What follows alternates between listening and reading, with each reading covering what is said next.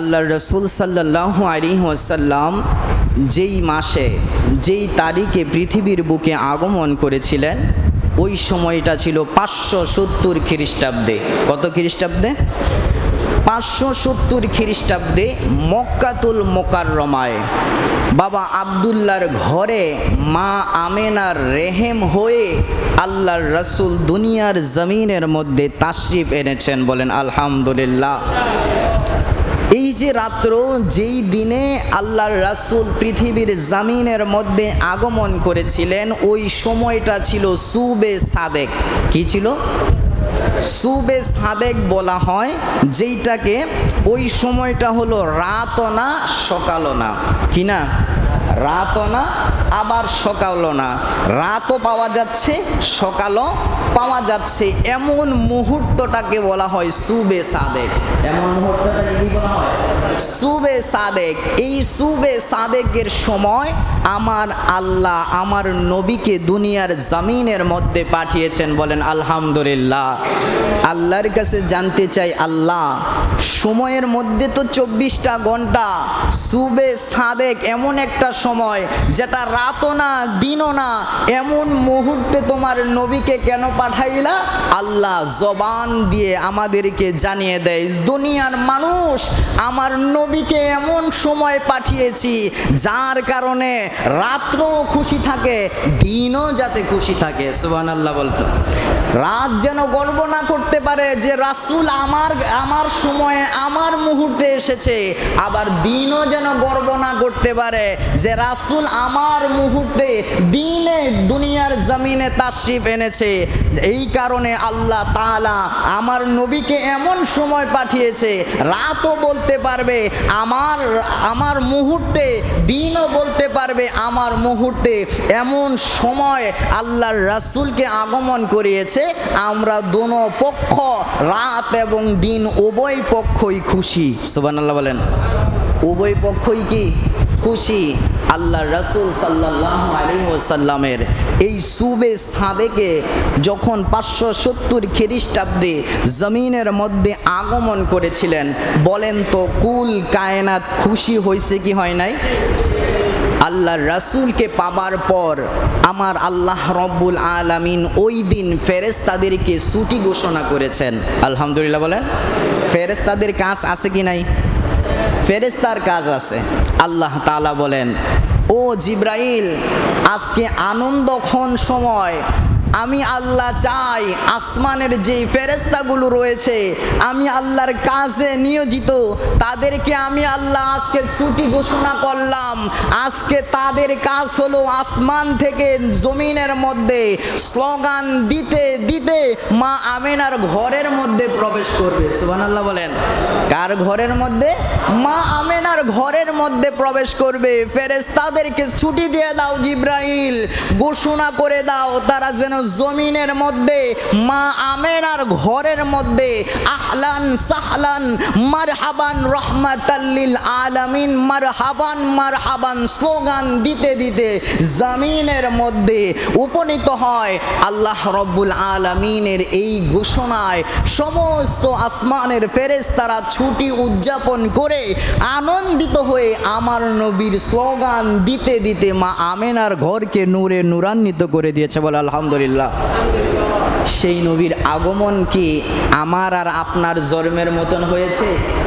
মা আমেনা বলেন, আল্লাহর রাসূল যখন দুনিয়ার জমিনের মধ্যে আগমন করেছিলেন, আমার পেটের মধ্যে হালকা একটু পিন হয়েছিল, ব্যথা অনুভব হয়েছে। ওই মুহূর্তে আমি দেখতেছি আসমান থেকে রমণী 4 জন মহিলা এসেছে। বলেন সুবহানাল্লাহ। আসমান থেকে 4 জন রমণী মহিলা এসেছে। আমি দেখলাম তাদের শরীরটা অনেক উঁচু, তাদের চেহারাটা নূরান্বিত চেহারা। আমি দেখে অবাক হয়ে গেলাম, জিজ্ঞাসা করলাম, ও রমণীরা, আপনারা কোথা থেকে এসেছেন? আপনাদের বাড়ি কোথায়? আপনারা কি এই আরব দেশের লোক? তখন একজন ব্যক্তি জবাব দিয়ে দিলেন, যার নাম ছিলেন আসিয়া। যার নাম কি? বলেন তো এই আসিয়া কে? ফেরাউনের স্ত্রী। কার স্ত্রী? ফেরাউনের স্ত্রী আসিয়া। তিনি বলতেছেন, আল্লাহ আমাকে জান্নাত থেকে পাঠিয়েছেন। সুবহানাল্লাহ বলেন। জান্নাত থেকে পাঠিয়েছেন আরেকজন মহিলা, যিনি জবাব দিয়ে বলতেছেন, যার নাম হলো মরিয়ম আলাইহিস সালাম। সুবহানাল্লাহ বলেন। বলেন তো মরিয়ম আলাইহিস সালাম কার মা? হযরতে ঈসা আলাইহিস সালামের মা। মরিয়ম আলাইহিস সালাম জমিনের মধ্যে উপনীত হয়ে গেলেন, মা হাওয়া আলাইহিস সালামের আগমন হয়েছেন। বলেন আলহামদুলিল্লাহ। বাবা আমার, বন্ধুরে আমার, এমনি করে তারা বলতে লাগলেন, আজ আমরা এসেছি আপনাকে স্বাগতম জানানোর জন্য, কারণ আপনি এমন একজন সন্তান দুনিয়ার মধ্যে, এখনই আপনি দুনিয়ার মধ্যে আপনি প্রসব করবেন, দুনিয়ার মধ্যে এমন একজন নবীর আবির্ভাব হবে, যেই নবী না হইলে আমি আসিয়া হইতাম না। সুবহানাল্লাহ বলেন। যেই নবী না হইলে আমি হাওয়া হইতাম না, যেই নবী না হইলে আমি মরিয়ম আলাইহিস সালাম ঈসা নবীর মা হতাম না। ওই নবী আপনার রেহেমের মধ্যে এসেছে, এই মুহূর্তে আপনার কাছে আগমন করবে, দুনিয়ার জমিনের মধ্যে তিনি তাশরিফ আনবেন, ওনাকে স্বাগতম জানানোর জন্য আমরা উপস্থিত হয়ে গিয়েছি। বলেন আলহামদুলিল্লাহ। বাবা আমার, বন্ধুরে আমার, সেই নবীর আগমনের সময় মা আমেনা বলতেছেন, আমি দেখলাম আমার নবীজি জমিনের মধ্যে যখন আগমন হয়ে গেল, আমার মধ্যে কোনো অনুভব হইল না, আমি বুঝতেই পারলাম না যে আমার গর্ভ থেকে কোনো সন্তান জমিনে এসেছে। আলহামদুলিল্লাহ বলেন। আমার গর্ভ থেকে কোনো সন্তান জমিনের মধ্যে এসেছে, আমি তা অনুভবই করতে পারলাম না। আমি দেখলাম আমার নবী দুনিয়ার জমিনের মধ্যে এসেই তিনি সিজদারত অবস্থায় রয়েছেন। কি অবস্থায় রয়েছেন? সিজদারত অবস্থায় রয়েছেন। বাবা আমার, বন্ধুরে আমার, মা আমেনা ডাক দিয়ে বলেন, ও দুনিয়ার মানুষেরা শুনে নাও, শুনে নাও, রহমাতাল লিল আলামিনের কথা তোমাদেরকে জানিয়ে যাই, আমার সন্তানের কথা তোমাদেরকে জানিয়ে যায়।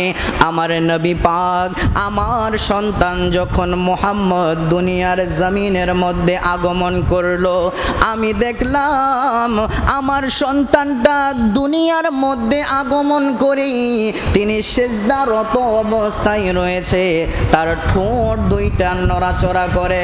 সুবহানাল্লাহ বলেন। ঠোঁট দুইটা নড়াচড়া করতেছে। আমি আমার সন্তানের মুখের কাছে যখন আমার কানটা নিলাম, কানটা নিয়ে দেখতেছি আমার নবী এমন একটা আওয়াজ দিচ্ছে, যে আওয়াজটা পৃথিবীর বুকে আমি আর কোনোদিন শুনি নাই। সুবহানাল্লাহ বলেন। সেই আওয়াজটা হলো আল্লাহ এক। আওয়াজ কি? আল্লাহ এক। আমার আল্লাহ রাসূল সাল্লাল্লাহু আলাইহি ওয়াসাল্লাম শাহাদাত আঙ্গুলিটা উপরের দিকে খাড়া করে আমার আল্লাহ তাআলাকে একক বলে স্বীকৃতি দিয়ে আমার আল্লাহর রাসূল রাব্বি হাবলি উম্মতি উম্মতি বলে কাঁদলেন। সুবহানাল্লাহ বলেন। বাবা আমার, বন্ধুরে আমার, এনিমি টাইমে আল্লাহর রাসূল দেখতেছেন এক জাগ ফেরেশতারা আল্লাহর রাসূল যেই ঘরের মধ্যে মা আমেনা শুয়ে আছিলেন, যেই ঘরের মধ্যে আল্লাহর রাসূল তাশরিফ আনলেন, ওই ঘরের ছাদটা দুই ভাগ হয়ে গেল। কয় ভাগ? দুই ভাগ হয়ে গেল। এবং দুই ভাগ হয়ে যাবার পর অসংখ্য ফেরেশতারা যখন ওই ঘরের মধ্যে প্রবেশ করতে লাগলেন, কুয়াশা এসে ঘরটাকে অন্ধকার বানিয়ে ফেললেন। অন্ধকার বানিয়ে ফেলার পর আল্লাহ হুকুম করলেন, ফেরেশতারা যাও এই সন্তানটাকে গোটা সৃষ্টি জগৎকে পরিদর্শন করাইয়া আবার তার মার কাছে দিয়ে যাও। সুবহানাল্লাহ বলেন। গোটা সৃষ্টি জগৎ, কোন সৃষ্টি যেন বলতে না পারে যে মুহাম্মদ কখন দুনিয়াতে এসেছে, সেই খবর আমাদের জানা নাই, সেই খবর আমাদের জানা নাই? মাছের কাছে নিয়ে যাও, গাছের কাছে নিয়ে যাও, ফেরেশতা সমস্ত সৃষ্টি জগতের কাছে নিয়ে যাও, কিছুক্ষণের মধ্যে আমার নবীর আগমনের খবর গোটা সৃষ্টি জগৎ জেনে যেন তারা আমার নবীর খুশিতে খুশি হয়ে আনন্দ উদযাপন করতে পারে। এই কারণে আমার নবীকে গোটা সৃষ্টি জগতের মধ্যে প্রদর্শন করিয়ে আবার আমেনার কোলে দিয়ে যাও।